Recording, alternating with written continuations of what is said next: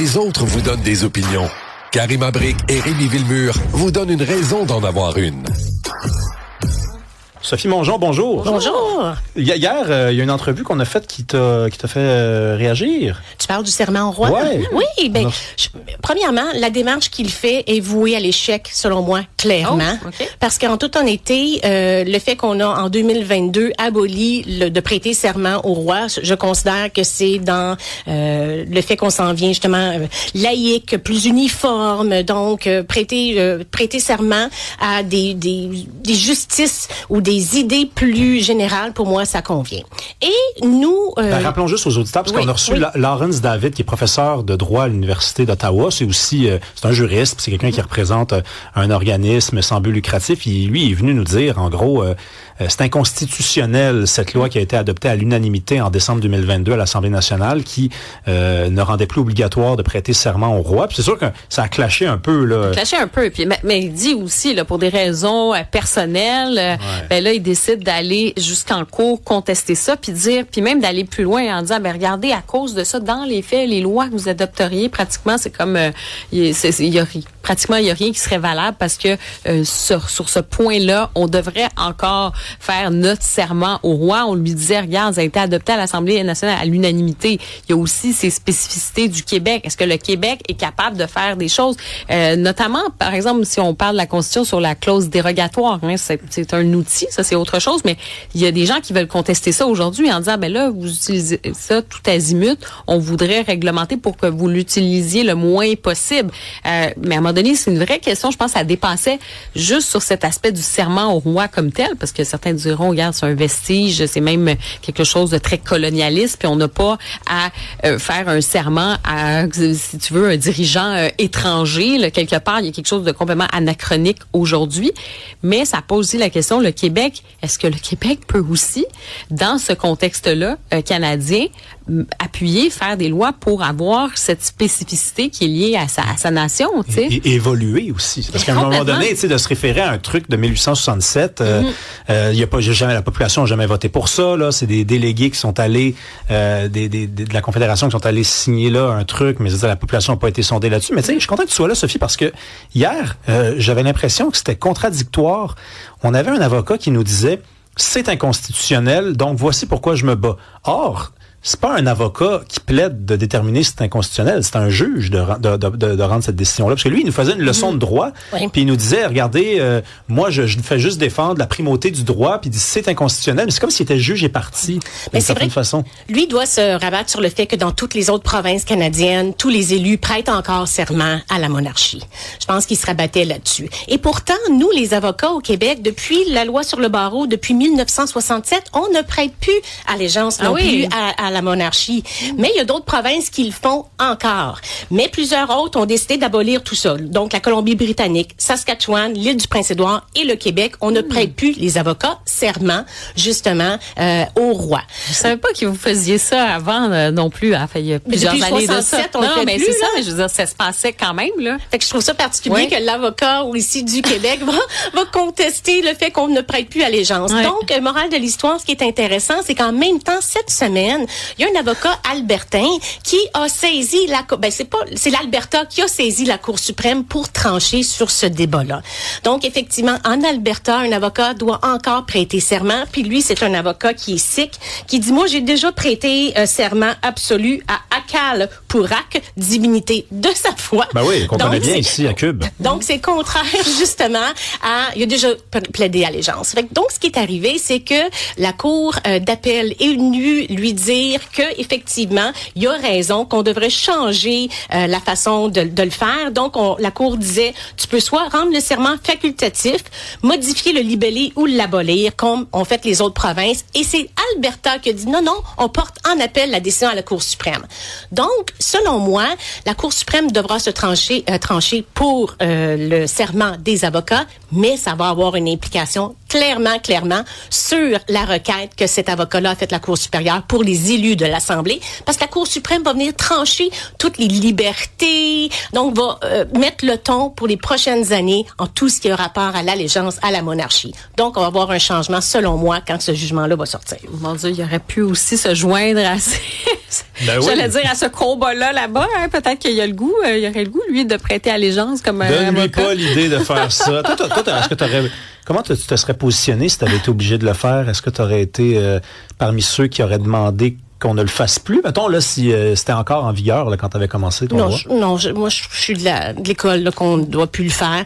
D'ailleurs, je sais même pas encore pourquoi qu'on est tous encore avec la monarchie. Je pense que c'est le temps de changer un peu tout ça. Fait rigolo, j'ai étudié aux États-Unis quand j'étais jeune au primaire et le premier 5 minutes était dédié à l'allégeance au drapeau américain. Okay. Donc, on se levait, on mettait notre main sur notre cœur, puis on disait I pledge allegiance to the flag of the United States of America. Ah, ça, c'est sur le patriotisme. Oui, exactement. C'est pas pour rien que les Américains, ils sont quand même, peu importe, je veux dire, leur divergence d'opinion politique, ben, ils se sentent quand même tous américains. En tout cas, c'est pas encore dans le programme de personne en ce moment en campagne électorale. Je le confirme. Hey, on va parler de la rentrée parce que là, les jeunes retournent à l'école à la fin août.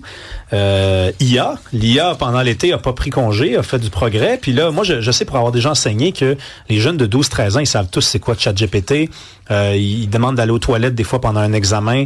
Alors, j'ai besoin d'aller faire pipi, monsieur, s'il vous plaît, j'ai besoin, je suis plus capable. Fait que là, tu dis, oui, vas-y. Puis là, ils reviennent, puis ils ont la réponse. Ouais. Ben oui, regardons. Ça va représenter de plus en plus un enjeu, ça. Le plagiat, l'IA.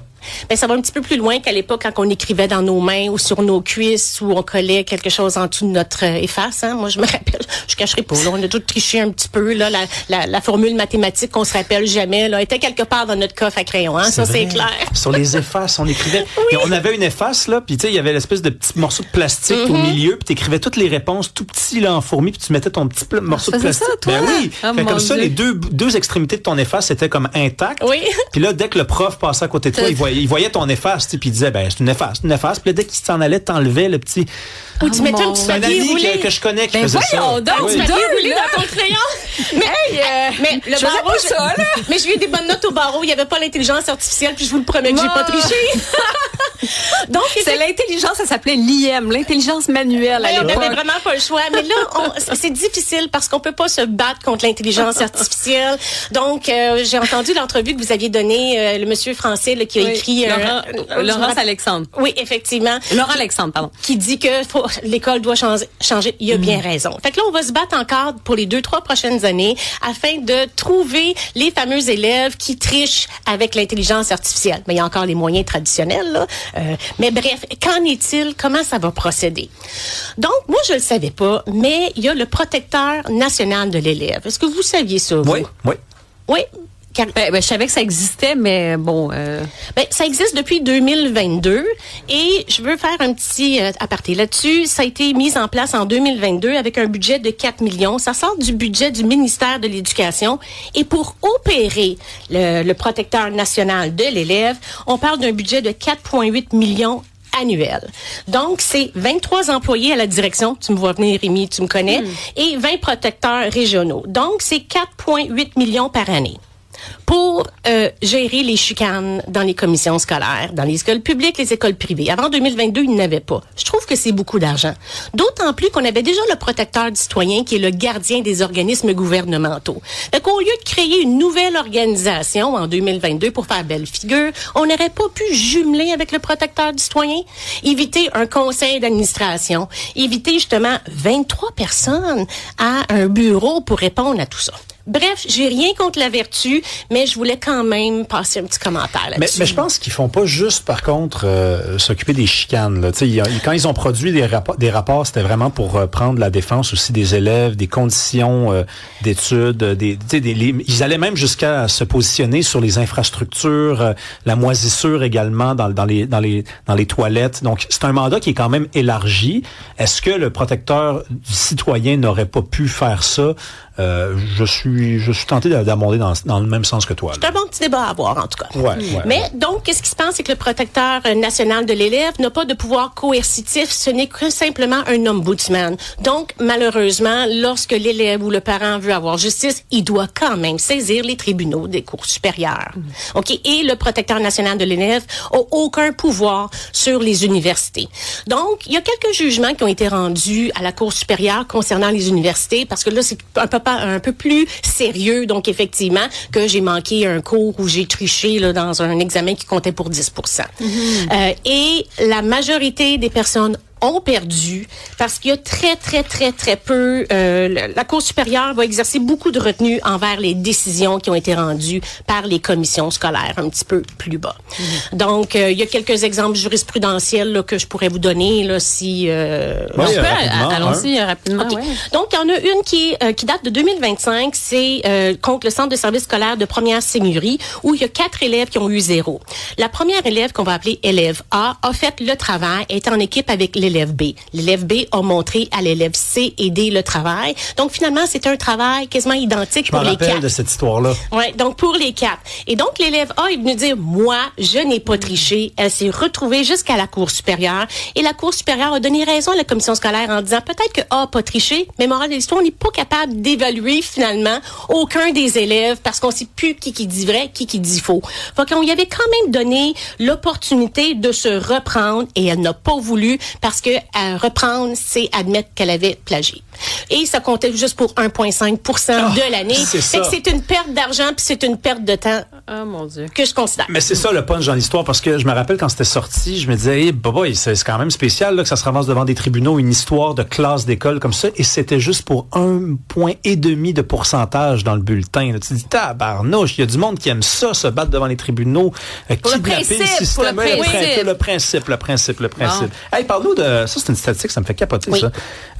À la date d'avril 2026, on a sondé 5700 enseignants. On leur a demandé, est-ce que ça vous est déjà arrivé de recommander à un élève, ou enfin qu'un élève double, et que finalement vous constatiez qu'il n'est pas doublé, et c'est la moitié, c'est 42% qui affirment que certains de leurs élèves ont été promus au niveau supérieur malgré des recommandations contraires. Là, quand on se demande pourquoi le niveau baisse, là, je pense qu'on a un bon indice ici. Ben oui, parce que ça fait en sorte que les élèves qui sont promus, fait en sorte que le professeur subséquent n'a pas des élèves devant lui ou elle qui n'a pas les qualifications pour passer les examens, etc. Donc, ça crée du retard.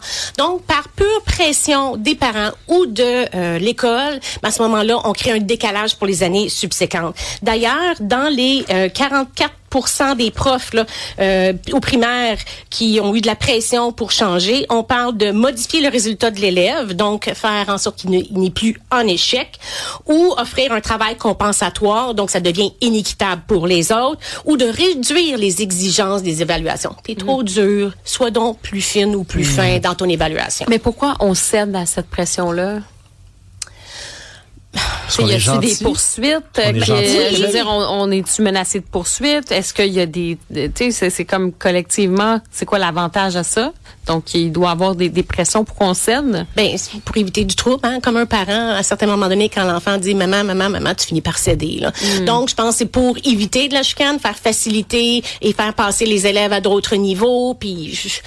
Je pense par souci d'équité, bref. Non, mais la réponse est dans la question. Parce que ta question, c'est pourquoi collectivement on fait ça, si collectivement on n'a pas d'avantage, mais c'est parce qu'on réfléchit plus collectivement. C'est qu'individuellement, t'as-tu pensé à la souffrance de ce jeune-là de redoubler? T'as-tu pensé à ça, carrément? Tu y penses pas, hein? Mais il y a du monde qui y pense en tabarnouche. Qui y pense même plus qu'au bien-être la prochaine population de citoyens, de travailleurs qui vont arriver, outillés ou pas, pour faire face à la vie, puis pour remplir leurs fonctions sur le marché du travail. Oui, mais en même temps, c'est une autre affaire aussi, l'impact sur le décrochage scolaire aussi, parce que peut-être tu penses que tu vas gagner du temps, puis oui, finalement, on le fait passer, mais la personne accumule des retards, puis à un moment donné, la motivation, ça peut être compliqué, ça peut être difficile, là. Mais je comprends. Mais on est rendu à une époque où maintenant, on donne plus juste des rubans ou des médailles à ceux qui gagnent, on donne des rubans et des médailles de participation. Donc, parfois, je pense qu'on a le cœur un peu trop sensible puis on oublie de bien évaluer nos élèves. D'autant plus que c'est contraire à la loi sur l'instruction publique, d'ailleurs, d'exercer cette pression-là sur les professeurs qui sont supposés d'avoir une souveraineté totale. Merci beaucoup, Sophie Mongeon. Merci. Bon. Bye-bye, là. Salut. Ciao.